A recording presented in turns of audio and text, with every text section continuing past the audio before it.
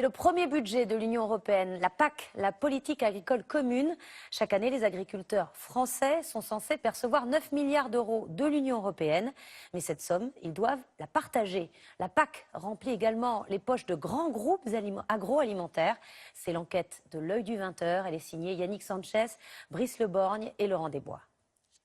La politique agricole commune, 9 milliards d'euros versés chaque année par l'Europe aux agriculteurs français, mais pas seulement. Des industriels et même des sociétés du CAC 40 en profitent aussi. Comme ici en Champagne, sur les pieds de vigne, on ne récolte pas que du raisin. Voici le dernier classement des plus gros bénéficiaires de la politique agricole commune. En tête, Lactalis, le géant des produits laitiers. 21,5 millions d'euros touchés pour stocker des excédents et soutenir les cours du lait.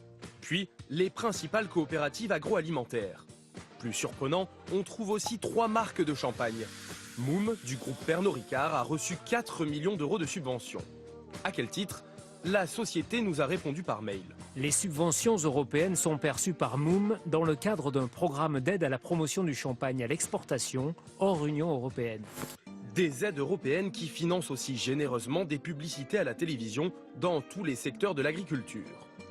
Avec l'AOP, j'ai la garantie de l'origine de ce que j'achète. 5,5 millions d'euros pour cette campagne sur les appellations d'origine protégée. Des chèques pour la pub et le marketing, mais qu'en est-il des subventions aux petits producteurs?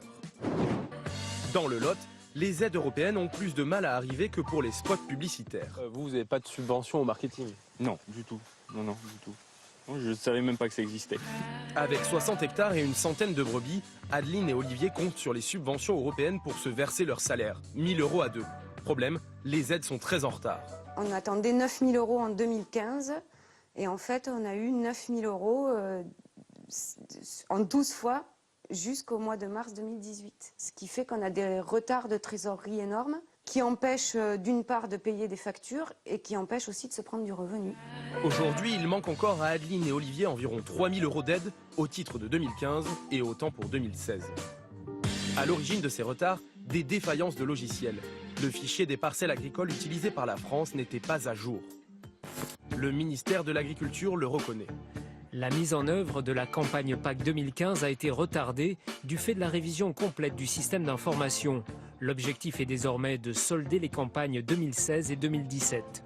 À cause de ces défaillances, notamment informatiques, Bruxelles a retoqué en 2017 721 millions d'euros d'aide agricole et c'est la France qui a dû les payer à la place de l'Europe. La Cour des comptes publiera demain un rapport sur ces retards de paiement. Quant aux aides à la publicité et aux grands groupes agroalimentaires, elles sont bien payées en temps et en heure.